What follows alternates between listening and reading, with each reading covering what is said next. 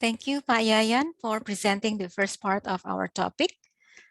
Pak Fuad and friends, allow me to continue sharing other qualitative methods of inquiry.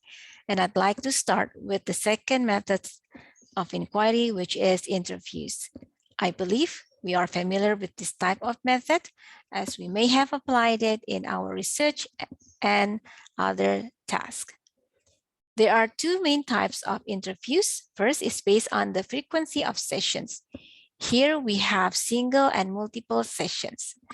A typical qualitative interview is a one-off event about 30 to 60 minutes.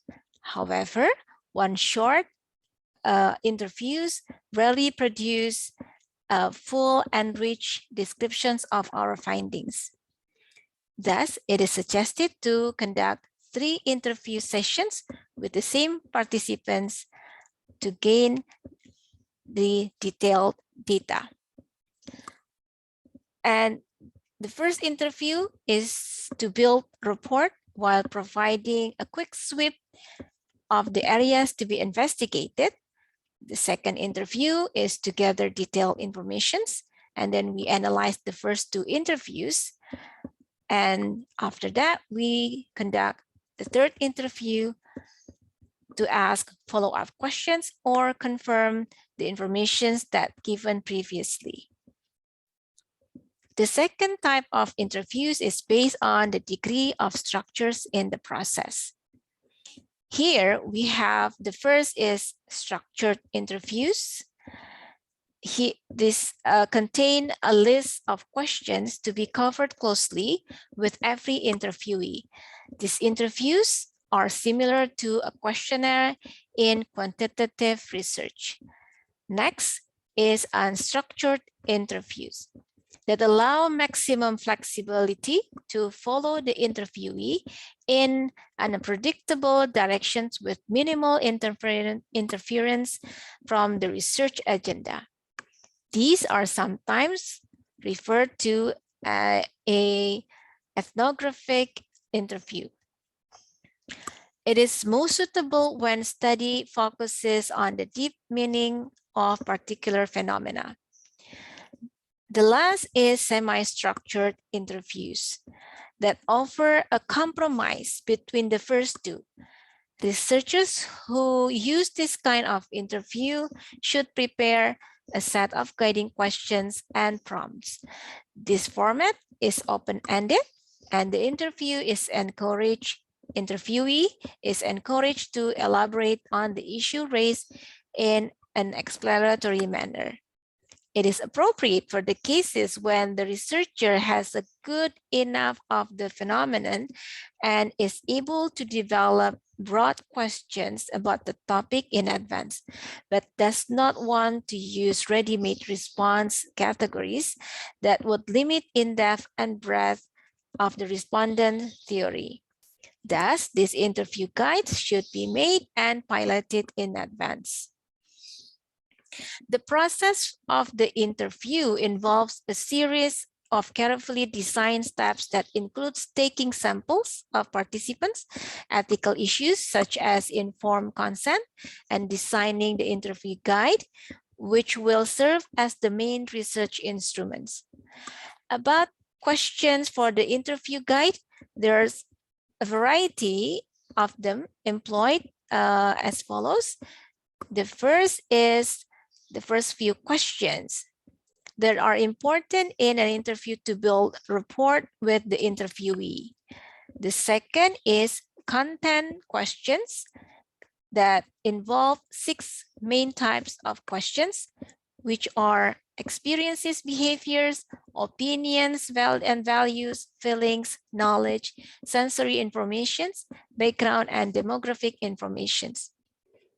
And we also have prompts that cover detailed oriented classification questions such as, what do you mean with that? Or what exactly does it mean to you? And the last is the final closing questions that permits the interviewee to have the final say, such as, is there anything else you would like to say? Or would you like to add? Then We conduct the interview and we need to record the interview that documents the discussions with the interviewee. It is in a form of audio and video recording. Prior to recording, we should inform the interviewee of the purpose of our interview and the recording.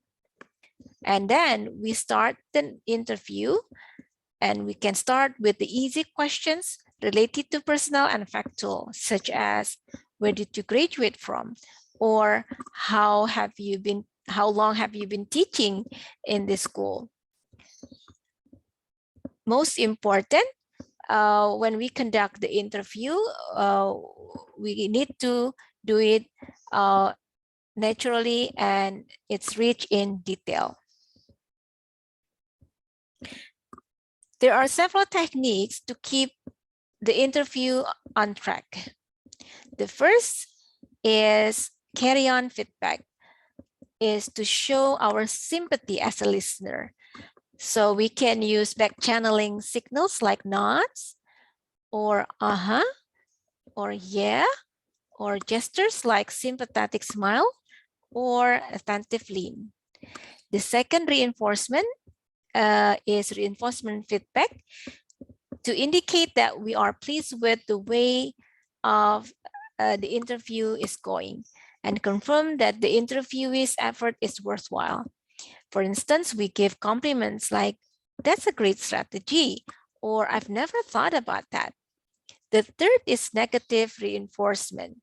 This can be done if the interviewee or the interview is not going as well as it could. And we can use in offensive interruptions or refocus, such as, let me stop you here for a moment and go back to what you said earlier to make sure that I understood you well. The fourth is encouraging elaboration. This can be done if the interviewee is not very forthcoming about a certain topic. Then we can use various types of prompts, like echoing prompts, repeating the last word spoken by the interviewee. And the last is intention focusing devices. In a long interview, we need from time to time to rekindle and the respondent's interest and refocus responses. One of the example is asking questions that are delicate yet important to the topic. So we can use questions like, can I ask you now about an issue that is very important but not easy to talk about? So once we finish with the interview, we need to end it by using a pre-closing move, such as summarizing or recapping the main points of the discussions. So we can use expression like, I have no further questions. So this can give a signal to the interviewee that the interview is nearly ended. And each method has strengths and weaknesses. Here, the strengths for interviews is natural and socially acceptable. On the other hand, it's time consuming and requires good communication skills. Another method of inquiry is what we call focus group interviews, or FGI. This is similar to the interview, but it is sometimes treated as a subtype of interviewing because both the format and interviewer's role are considerably different in the interviewing process. Therefore, Donier suggests to separate this method from the interview. FGI involves a group of participants ranging between 6 to 12 participants. The compositions of the FGI can be heterogeneous. This is useful for providing various and rich data that covers all angles. Or we can have homogeneous members of FGI to obtain in-depth information on a certain issue. FGI can also be done in a parallel. ranging from 4 to 5 groups. And the FGI, the benefit of FGI is that it can be used in a wide range of areas and yield rich data. And the other one, excuse me, on the other hand, it needs quite a bit of preparations to set up, and moderator needs to be able to carry out several functions simultaneously and need to improvise.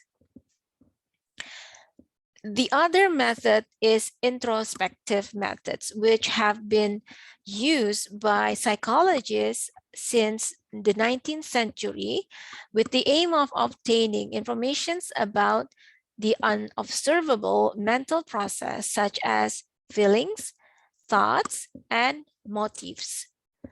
Data generated through this methodology is called verbal report or verbal protocol. The techniques of this method is think aloud technique, whereby respondents are asked to verbalize their ongoing thoughts while focusing on a task. And the other technique is what we call retrospective interview or stimulated recall. Here, respondents verbalize their thoughts after they perform a task or mental operations. So if we can see here, the difference between these two techniques is that think aloud is done in real time, while the stimulated recall is done after the task is completed. When analyzing introspective data, verbal reports must be seen as a valuable resource or source of data that needs to be subjected to qualitative data analysis. Like other methods of inquiry, introspective methods have strengths and weaknesses. So here, the strengths of this method is that it can utilize diverse stimuli from video recording to written products and even test or questionnaire responses. And it can be combined with the most of the other research methods and rich in data. While the weaknesses is, we can see here, it's a bit challenging that much of cognitive processing is inaccessible because it is unconscious. And verbal reports are not immune to the social desirable bias. So this is the end of my presentations. The next methods will be explained by Bu Sulastri. Bu Sulastri, the screen is yours.